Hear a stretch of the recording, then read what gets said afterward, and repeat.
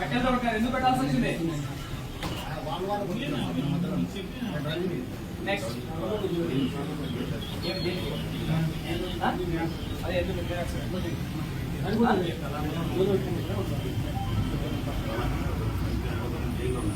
నీకు ఎన్ని సీట్లు మొత్తం?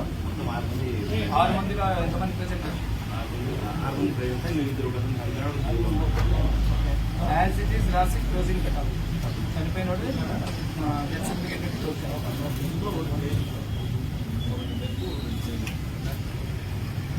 నెక్స్ట్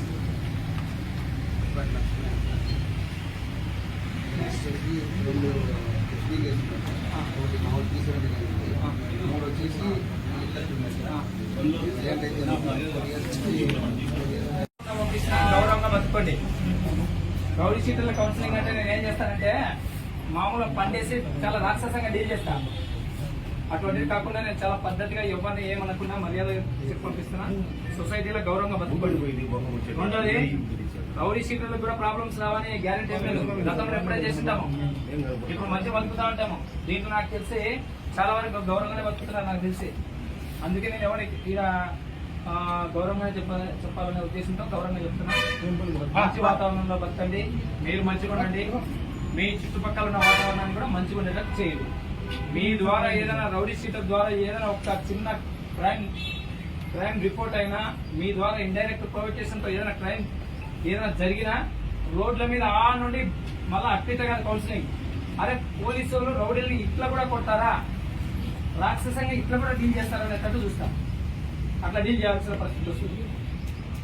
చుట్టుపక్కల టౌన్ లో గానీ మన పల్లెల్లో గానీ ఎక్కడ చిన్న రక్తపాతం జరిగినా దాంట్లో రౌడీ షీటర్ ఇన్వాల్వ్మెంట్ ఉందంటే మాత్రం చాలా చాలా చాలా చాలా చాలా చాలా రాక్షసంగా ఇంకా దానికి స్థాయికి మించి లాఠీ వాడాలనా లేకపోతే ఏంది పిస్టల్ వాడాలనా అనేది మీ చేతుల్లో ఉంటుంది.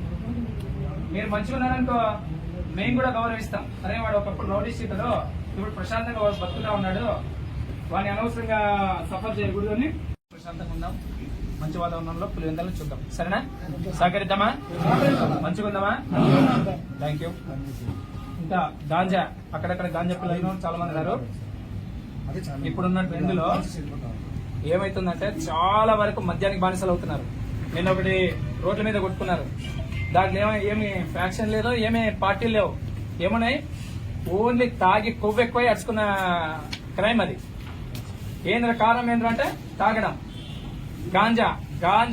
గాంజా తీసుకునే వాడికి బ్రెయిన్ పనిచేయదు, అక్క లేదు, చెల్లి లేదు, వాడు ఎప్పుడు ఏ రకంగా ప్రదర్శిస్తాడో కూడా తెలియదు. గాంజా టౌన్ లో ఎక్కడైనా కనపడినంత మాత్రం చాలా రాక్షసంగా డీల్ చేస్తాం. ముందే చెప్తున్నా.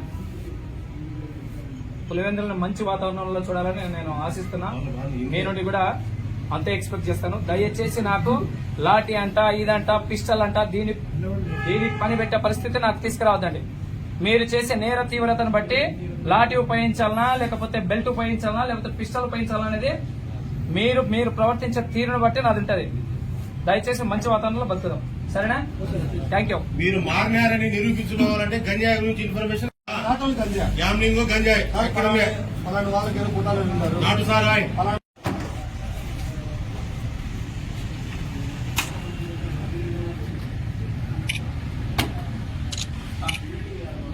ఇంకొకటి లాస్ట్, ప్రతి ఒక్క రౌడీ షీటర్ కి పార్టీలు ఉంటాయి.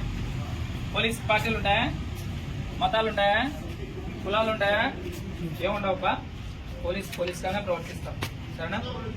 సీనియర్ ఆఫీసర్స్ కావచ్చు, పెద్దలు కావచ్చు, సీనియర్ ఆఫీసర్స్ మా ఇక్కడ ఏదో మంచి చేయాలనే ఉద్దేశంతోనే నన్ను ఇక్కడ పోస్ట్ చేయడం జరిగింది. మంచి వాతావరణంలో చూద్దాం. మళ్ళీ చెప్తున్నాను, మంచి వాతావరణం. దానికి ఎవరు వైలేట్ చేసినా కూడా చాలా రాక్షసంగా ఉంటాం. పదే చెప్పండి. సరేనా? నేను జరిగిన ఇన్సిడెంట్ లో వీడియో ఉండే ప్రతి ఒక్కరిని కూడా కేసులో పెట్టుకున్నాను, గుర్తుపెట్టుకోండి. కాబట్టి దానికి కూడా ఒక ఎవిడెన్స్ ఉంటుంది. వదిలిపెట్టాము. దాన్ని తీగలాగితే దొంగంతా బయట పడినట్టు 100% అందరి మీద ఎవరికి ఇన్వాల్వ్ మొత్తం ఇంకా అరెస్ట్ పెండింగ్ ఉంది. ఎవరెవరనేది మొత్తం తీసుకొస్తాం. ఎందుకంటే నిన్న జరిగిన గొడవ అది చూడడానికి ఎట్లుందంటే ప్రశాంత వాతావరణం లేదు, ఏదో పెద్ద రౌడిజం ఉంది, దాదాగిరి ఉంది అనే అట్మాస్ఫియర్ కల్పించే విధంగా నిన్న కొట్టుకున్నారు. వాళ్ళని మేము అంత ఈజీగా వదిలిపెట్టాము. బహిరంగంగానే కౌన్సిలింగ్ ఉంటుంది.